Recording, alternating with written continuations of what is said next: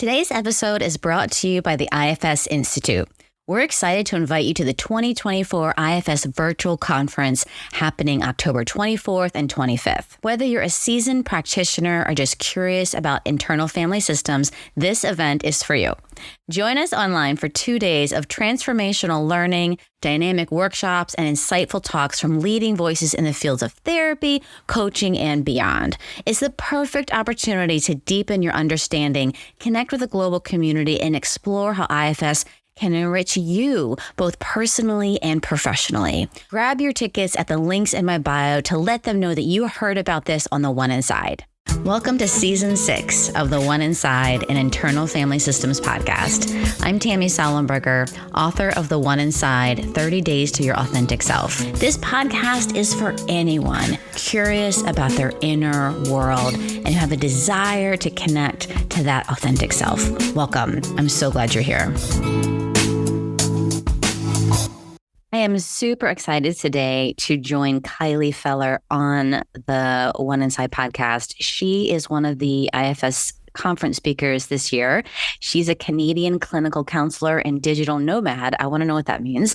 And a level 3 certified therapist, specializing in complex trauma. She has personally experienced the healing power of IFS and is the author of the IFS Daily Parts Journal, available on Amazon. And she has lots of other things too, and I highly recommend you guys check her out. She has lots of things, and we already jumped into other topics, and I'm like, okay, I have to get my parts to sort of slow down and calm down and focus on what we're here to talk about today. So welcome, Kylie. If you could tell everybody where you are in the world and what you see when you look out your nearest window. Yeah, thank you, Tammy. So excited to be here. I'm in the interior of British Columbia, outside of a small town called Nelson, BC. And when I look out my window, there's just like these really beautiful mountains. One is called Frog Peak, and it looks like a frog with like its mouth kind of like open to the sky. Wow. Yeah. That sounds so nice. That sounds like a beautiful place. It is. So we're going to land, if we possibly can stick to these topics. So we're going to land on first talking about your book and journaling with our parts and why that's important and how that's helpful. And then we're also going to talk about dating. Yeah, I love that. I think it was like last year that I wrote the IFS Daily Parts Journal, and it really was for me. I was like, I need a way to connect. I was opening up a Word document and kind of like writing out my parts, and it just felt like really messy and hard to track. And so the idea just kind of came to me having like a short kind of check-in. It's almost like the journal is having like a counselor or practitioner in front of you, kind of like feeding you those questions. Like, what are the parts that you're noticing? Who would you like to work with today? So kind of like tracking that. And then how open does your heart feel to them? And kind of a way to track that. And how do you feel towards them? And then picking like a target part.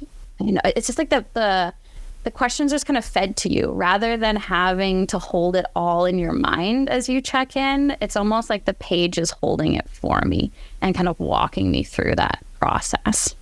I love that so much because there's something very different whether I'm, working with my own parts, but you're right. If I'm working with my own parts and sort of going inside and saying, okay, who's here? It's like, I also have to have this little inner therapist or inner observer kind of, and it could be self, definitely kind of ask, but it feels as a really different felt experience when we have a therapist or, our IFS buddy being that person. Our systems can really relax because we feel witnessed and held by the person or the journal, the questions in the journal. Yeah. And that's what I felt was, again, I could feel the parts then trying, like another part kind of trying to come in and trying to like help me by like tracking. And it's really good at it. But then again, I lose that kind of, it almost like I lose kind of the openness in my heart or like that. Yeah. So if the questions are just in front of me, I can keep kind of checking in to just see if I have that openness as it shares kind of what's going on. So there isn't like a lot in each check-in, but just enough to, I really stress just being with the part and seeing if it can really just feel you there rather than like gathering so much information that it really is like a sense of like kind of being with, and then them sharing kind of these quick kind of check-ins just to learn a little bit more. And I find it's IFS is a relationship model. And so if we can become friends with these parts that run our day to day, and even just sit with some of the polarizations, like a common one I have to sit with in my journal is parts that want to accomplish so much and parts that are scared I'm going to get burnt out. So if I sit with that polarization and just kind of like hear them out with kind of this like energy of not trying to like fix or change anything, they start to communicate a little bit better too, and kind of like set up my day, rather than one used to take over and then I would be like taken over by the other one. So I've found it really helpful in my own practice in life. I love that. I love that. And it sounds like, such a great unblending tool. Yeah, exactly. Which it took me years, actually, till my parts would trust me to be able to do it on my own, without having a therapist there. But I really have found, like, just when I sit and do it, it's hard for me to unblend. But when I have the page in front of me, I can like kind of externalize them. I have like a little area where you can draw them as well, and another little box that's called the gallery. So if I check in and I ask, like, how do I feel towards this part, it's like, okay, there's some frustrated parts, there's some annoyed parts. I'm like, do you guys mind sitting in like the gallery on the side of the page as I like check in? And then it's a way to also like track them, and they're on the page with you as well. And so you can kind of go back and see, who are all the parts that I got to sit in the gallery, and are they okay with? And I can kind of go back and journal with them too. That's brilliant. So then it's all right there. So everybody that you're working with is on this one page. Yeah. Oh, that's beautiful. Exactly. Beautiful. And then, so what do you recommend for people that are like, I can only do parts work? Like my clients will say this, right? I can only do parts work when I'm with you. And so what do you recommend for people that are really struggling with doing it on their own, or doing it in between therapy sessions, or don't have access to therapists and really want to do this work on their own? Yeah, well, and that was one of the things why I wrote it too. And like, I had some clients that had a lot of complex trauma and were struggling even to do the work with me, to be able to turn to do insight. And then they got my journal and they're like, oh, this makes sense. Because I've got a part that's really good at taking complex things and making it really simple. And so in the book, it's just like to the point. And then they were able, they loved journaling. And so they could start to understand like the parts work. And also, again, took me a long time for my system to say, yes, you can journal. And so when somebody's saying like, I can't check in with my parts, and this is a big thing with IFS, like when you first learn, it's like, oh, you have to check in with your parts, or if you do an unburdening, you have to check in. That might not feel safe to a lot of your protectors yet. And so I've worked with a lot of my clients that are like, oh my God, I have your journal. I so want to journal, but the moment I journal, I fall asleep, or I get so distracted. So it's like, okay, well, let's like slow it down. And let's connect with those parts. Like, what are they afraid would happen if they let you journal? Yeah. And so just starting there. And it's so common, and really normalizing that for people, that it can take a while sometimes till you can do that. And that's okay. And just get curious. Like, the resistance is just protection. That's so good. So I notice that I'll have resistance because I'll carry my journal. I love journaling. Well, I guess I have parts that love it, parts that don't love it. And I'll carry it around. Do you know, like when you're in school and you're supposed to be studying for something and you just carry the book everywhere? You're like, I'm not actually studying, but I'm just going to carry it with me. That's kind of what I do with my journal. So instead of sitting and taking time and journaling, I'll just move it around with me. And then I'll be like, oh, let me organize the closet and let me start organizing.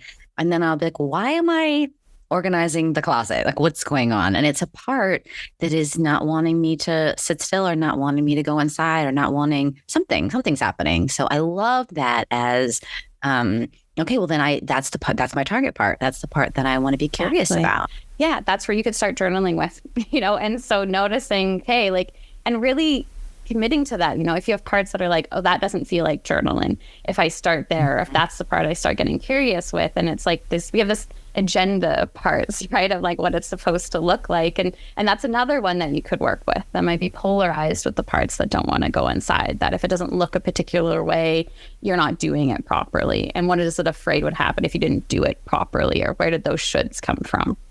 Okay, so as we're talking, I'm realizing that I have a part that will, and I've talked about this before, that will journal on my to-do list. Right. So so instead of like taking my pretty flowery journal and writing in it, I will actually just start. And I do this, which I love, like tracking parts, and I'll have that kind of on my to-do list. But there's something about writing it on like a scrap piece of paper that is something that feels, I don't know, like maybe not so formal. And I'm just, as we're talking, I'm like, oh, wow, I think there's something that feels a little bit more like comfortable to some of my parts. That like, yeah, I can just write this on a scrap piece of paper. Like I'll write out my therapy sessions on a scrap piece of paper. And then it might take me a week or two to be like, and I have a part that like, you need to put that in your journal. So that's interesting. I didn't notice I was doing that. Yeah, maybe you have like a scrapbook journal or you like take those notes and put them together. Yeah, and sometimes, that's enough. I talk to a lot of people that are like, well, how do I track them? Like, what if I work with a part and I can't find it again? And it's like, well, our system is changing all the time. It's so intelligent. And so when as I even journal with my parts and I'm writing another book on dating, but I know in like a couple years, they might not going to be in those same roles, that they're like constantly shifting, right? That when we meet a part in its extreme role, if you work with it and you witness it and you help it, it might be like, I don't need to do this anymore. And it might not even come to the same name. Yeah. Love that. I love that. Well, that's why we talk a lot about, right? I might work with a part one day and then, or one therapy session. And then the next therapy session, there's a whole other group of parts or that part's not feeling as needed or as activated. And I tell people, therapists that are working with clients, I'm like, that's okay. Just sort of work with whoever's in the room. Like, so yeah, like you might have gotten up to an unburdening last time. And I know parts of you are super excited to jump back in and do that, but that's okay. Like just work with whatever's in the room and trust the person's system. So trusting our own system and then being able to trust the person's system too. Yeah, really. And that takes, trust is such a hard thing for a lot of people, and the criticism and the shoulds. And I think IFS is a really beautiful place to keep having that reminder that like the resistance, that's the way, that's who you want to be with, you're in the perfect spot right now. And like the more that we can really like embody that and like welcome every part, it's again comes back to that like slower is faster. And sometimes what does that mean? And it's like, well, if you just be with whatever's here, it will go faster, but you can't have a part that will like pretend to do that. Sometimes it doesn't work. You've got to like genuinely be good and work with the parts that have that agenda to just be with. There's a part that doesn't want to journal. Can I start there? Is there a part that's blanking me out? Can I start there? Is there a part that thinks I should do this a certain way? Can I start there? Some people like, I want to go to this, like this happened to me when I was younger and I want to go here. Like, well, that's great that a part wants to do that, but we're going to have to get permission first. And it's okay if we can't get there for a while. And then, so I love that. So then it's like starting with that resistance or starting with that part that wants to go here. I want to go here. I want to go here. And then the parts that get really annoyed, that part that might get really annoyed, like, no, don't talk to me, talk to them. It's like, no, we got to talk to you first, buddy. We got to talk to you first. So I love that. Yeah. My parts don't like that too. Sometimes I have some parts that almost especially self-like parts, when the attention gets turned to them, they're almost like,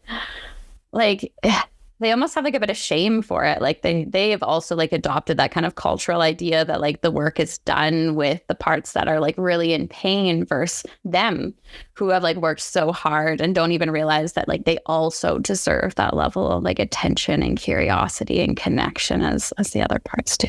What about people that don't like journaling or don't like writing, or what's because they'll say like, well, how do I check in with my parts if I don't like to journal or don't like to write them down? Yeah, I like get creative with it, and so like I have one client that they, singing parts. I have a couple people that like to do that, just like sing their parts, or do art with them or go on a walk with them, or, like there's all these different ways that we can do it. Everybody's system is a little bit different. And so if we could be creative with it, that's already getting that self-energy on board. Journaling's not for everybody. Yeah. I love that. And I love that you're like, you found a way of journaling that works for you. Like having the journal be like the therapist or the self in the room and be the container. And then, yeah, like I love that. And so that's what you talk about, is that you found something that works for you. And you're like, if it works for me, then it's probably going to work for other people. Because I think this is a need. Like you really did, your book really is filling a need that I hear about all the time. Yeah. And that's it literally came to, like, I've been working on the dating book for about 7 years. But this came to me, and then within 6 months I had written and published it. And so it was just like, but I was like, if you don't do this, like, somebody else will, but it's also needed. Like, just do it now. So I just, like, I was living in Thailand at the time, and I was like, just put everything aside and just write it. And it just came out of me, like, so quick. So I love that. There's so many ideas. It reminds me of, like, I think it's Elizabeth Gilbert's book, Big Magic, when, like, ideas will come to certain people, and it's only the ones that will actually, like, stop and, like, take it and then, like, put it on paper, or else the idea goes to somebody else, like, as if they are their own kind of almost like guides. It feels like that, like, creative inspiration that's kind of bouncing around. I love that. So you have this idea for dating. So let's shift a little bit about, and so tell me about this book that you're writing about dating, and let's talk about this uncomfortable subject. Yeah, I am so happy that I found IFS as I entered the dating world. I grew up in a really small town. There was about 8 kids in my grad class that I went to school with from grade 4 to grade 12. So I had, like, no dating experience, spent my 20s in long-term relationships, a 5-year one and then a 5-year one. And then I was almost 30 and I had to date. And I was like, I don't know what to do. And, like, I was like, I guess I'll just, like, start reading books. Like, I'll just use my academic background. And the book that everybody was recommending to me was Why Men Love Bitches.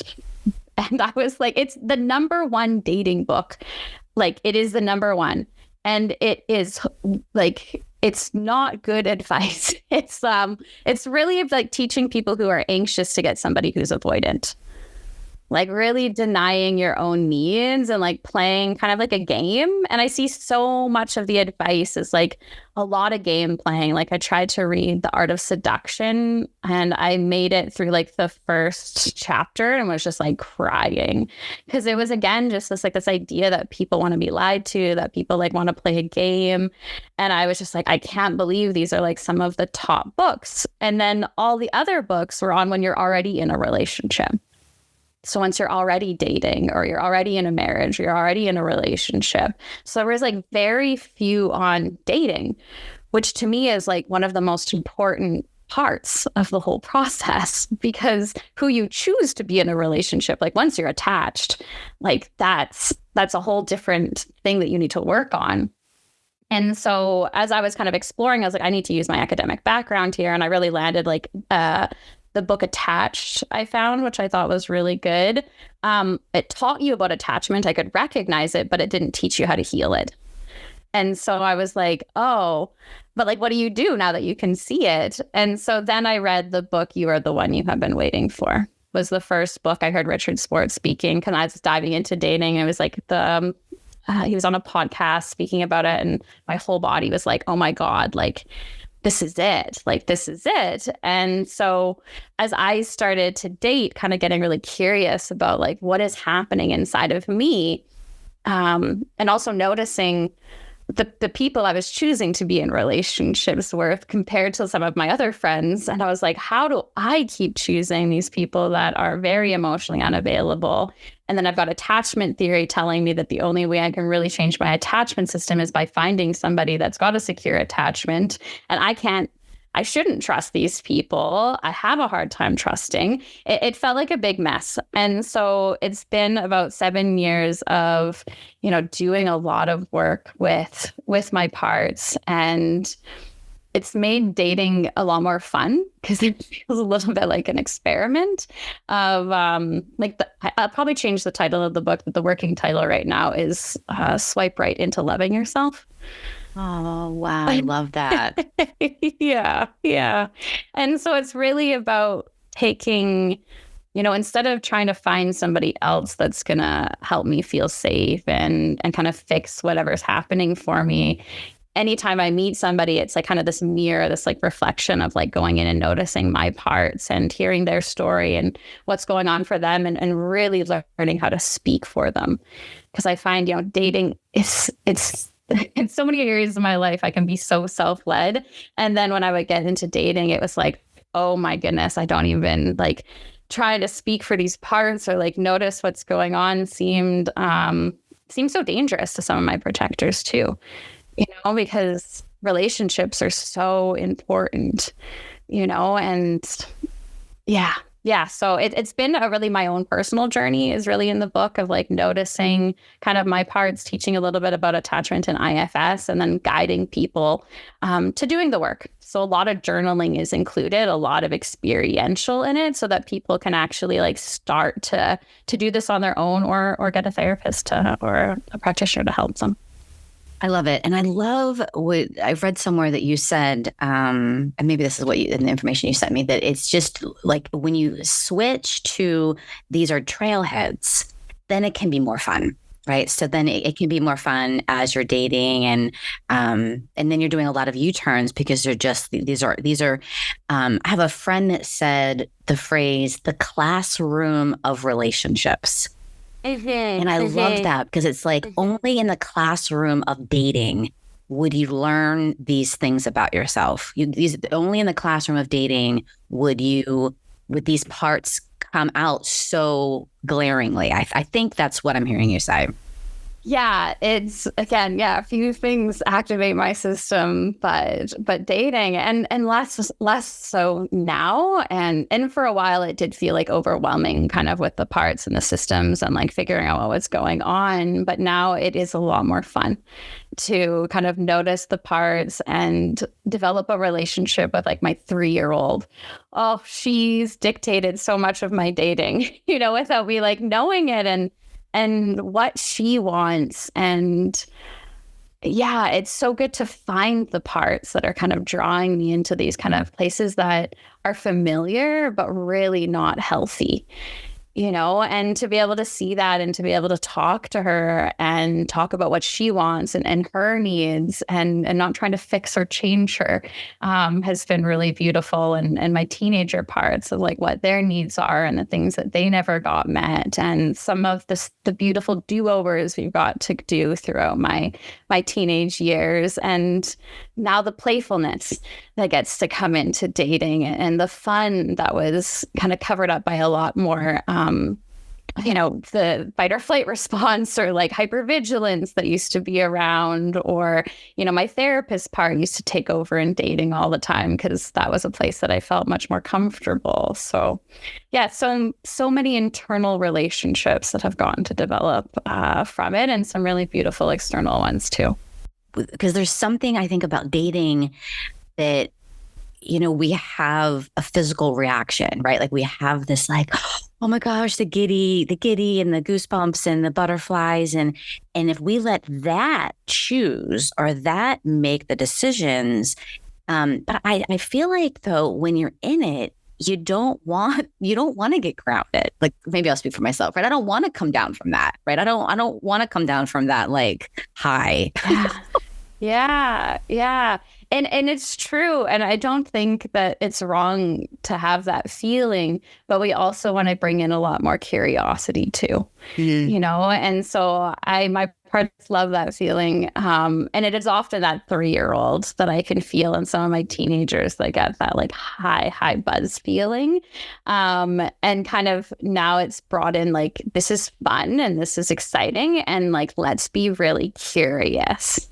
Can we all be really curious together? Because it takes a while to see who somebody else is and to see their system and to see if it really works out. And, a part I've been working with recently is I get that feeling that's exciting. And I do have another part that's like, I don't want to wreck that feeling. Like we don't get that feeling too often. And so it's almost scared to ask some of the harder questions sometimes. And so, because it's like, if we get the responses that mean that we probably aren't going to be a good match, like some of our goals or our values are not matching up, then I'm going to have to detach. And so, I have a part now that just does it. And so it's like this kind of the system that I'm working with, but like, no, we need to lead into it. But the curiosity is like, how can we still keep that feeling without it kind of being a shutdown? And when I'm not getting what I feel like I need to get. And a lot of what I discovered in that actually just recently was a lot of the cultural ideas of what somebody is supposed to say to me.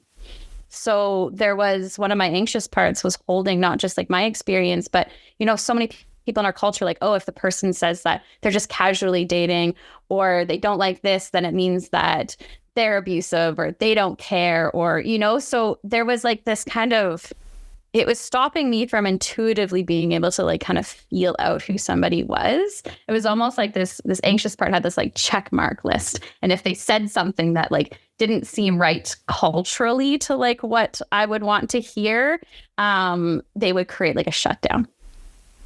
And so, yeah, I'm playing with like, how do we create that excited feeling without other parts feeling like it's dangerous or they need to shut it down or that it's completely blinding. It just feels just so activating, is the only word I can think of, is like, and as you're talking, I'm like having parts that are like, no way, like just want to be like, nope, like that just feels like a nightmare. Yeah. I definitely pick and choose when I date throughout the year because it's like we're going on a dive, into the system. And one beautiful thing that I have found, like by working with the parts that don't want to be like alone or feeling like that abandonment or that rejection, is that like I really love my life being single too. And my parts feel like so comfortable in that. Like I travel around the world by myself. I have invested so much in my friendships. I think that like soulmates just aren't in your partner, they're in your friendships too. And by spending time being single, I've really invested in all of my relationships so that when I do find somebody I want to be in a relationship, they're not filling all of these places for me. That, and it comes back to, again, like kind of the idea that Richard Swartz wrote in his one book is like courageous love. Can I love you for exactly who you are and not what I think you're going to give to me in my system? And so the book is really, it's not about finding your person, that's like something that will happen, I think, as it's supposed to, but really like you're finding yourself and finding all these parts that have been conditioned to feel certain things, that have gone through experiences of feeling like abandoned. And when we're younger, we do need somebody to save us. Like we can't do it ourselves. We really need somebody else. And as we grow up and we enter dating, we forget that. If there's these young parts that like, this is the person that's going to take away my pain. And it's true. When you were 3 or younger, you needed that other person to come and take away your pain. But now as an adult, you actually can do that yourself. And then enjoy the love, enjoy the connection. But it's not like this life or death thing that I think really gets activated for people in dating. That's beautiful. And I think that when I was thinking about that, like, no way, that sounds awful to me. I think it's because as you were talking, I was like, yeah, I think there's a part that's like, let's just hurry. If like the process is uncomfortable. And so let's just hurry up and get to whatever, right? Either like be single and enjoy that, or like be married and live happily ever after. Like it's one or the other. Yeah. And like, in my book, I talk about that. Like there's books that are like, or there's parts that are like, this is dating's just not for me. Like it can really swing to the polarization of like, actually, let's just be single. And like, why even do this? It's so much work. This is so much work, to like parts that you like meet somebody and they want to run to the end, like I don't want to sit with that discomfort. Like if somebody doesn't answer, like I have an anxious system. So it's like if somebody's not answering me, so my parts are like, okay, they've left you or they're dead. And I like, like it's like an instant, and like, I know it's not true, but like, it's a quick thing, and it's a lot of energy. It's so activating to so many of my exiles. Less now, but especially in the beginning of leaning into it and noticing everyone. But if it's such a beautiful place to do the work, like the trailheads and the ability to speak for your parts and like the payoff, like the more that we can do this, the more we get more of ourselves back, so it's really not about the other person at all. It's just this like amazing way, and pick your timing to really go into the system. Like, all of our trauma often happens through relationships. And so this is where we can really get to those parts that really need our help.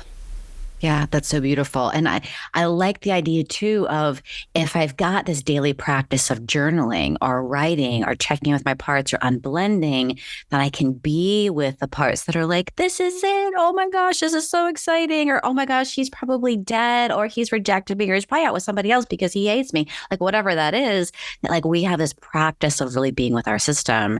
So I love that. Right. So then there's more of me, which is what we want. That's yeah, that's whether we're journaling or unblending or, whatever that classroom is, whether it's, dating relationships or yeah, being in a relationship or whatever that is, it's so that there's more of us in the world. Yeah, exactly. And so it's like a win-win no matter what. Like even sometimes I can really feel that hook when I meet somebody. It's like, okay, well, here we go, and it's like, but I know that it's going to lead me to some of the most beautiful places, inside of you, right? Inside of me. Yeah. Inside of me with my parts. And yeah, it's become, again, without the tools and skills, like when I first started dating and I had just found IFS, I was like, this is crazy. This feels like I'm walking into like a war zone. Like it doesn't, I wanted to get to the end. I really didn't like the process. And for so many people, I feel like that's what's happening is like, you don't have the tools and skills. You're basing it off like what our culture is telling us, which is like not great. We've got Disney and Hallmark movies that just feels like, oh, this just happens just like this, and then we have our families that try the absolute best that they can, but do not have, very healthy tools and models often. So we're really like, thank God that we all have self energy, but like, if that's really eclipsed, like I blame people. Like it's really, really hard when we haven't been given the tools or the skills to navigate this. Beautiful, beautiful. Where can people find out about you and all the things that you do? Yeah, my website, I'm trying to keep it more updated, but I'm on social media too. My website is just my name, so KylieFeller.com. My Instagram is Kylie Feller IFS, and on Facebook, I think it's just Kylie Feller Counselor. So, yeah. Great. Is there anything else you want to say about your book or about dating before I ask you that final question? No, I think that it's really kind of the things that I'm most passionate about right now. And yeah, just really grateful to kind of share this with everybody. If it resonated with anyone, I would absolutely love to hear, or like if people want to share what they're noticing about dating or their parts, I'm super happy to to connect and kind of dialogue around that and offer support. That sounds great. And so if you weren't doing all the things that you do, let me ask you, what is a digital nomad? What does that mean? Oh, yeah. So I just travel around. So I have my business completely online. So I kind of do a circuit. I spend my winters often in Thailand and Bali. And then when I come back, I'm traveling throughout BC, Canada in the summer. So I'll come to the Kootenays to see my family. And then I'll go to Kelowna to see my friends there and Victoria to see my other friends there. So again, I really kind of with this time of being single is really just investing in me and investing in the relationships and the people that are really important in my life. That's amazing. So if you weren't doing all the things that you were doing and you weren't traveling around, because that sounds unbelievable, what would you do instead? Yeah, when I saw that question, it actually made me emotional for a day. And there is a part of me that when I was about 11 years old, knew I was going to become a counselor. Like I had to go into counseling to figure out and heal a lot of the trauma that I had been through. And so it's almost like the question hit her, because for a long time, she didn't feel like she had a choice. Like this is what she like had to do. And like, we love it now. Like it's amazing. But what, especially she would have liked to do is go into musical theater. There was a moment when I started my career, I was like, you know what, we'll get a PhD and then we'll come back to musical theater. Wow. So, yeah, I'd almost, I always knew it was in the back of my head. So when I heard that question, I was like, yeah, that's what she would have liked to do when I was younger anyways. Yeah, that's a beautiful answer.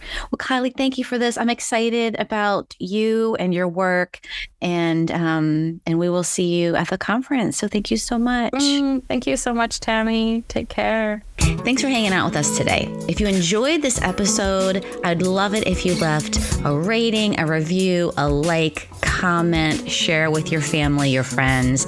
That would mean so much to me.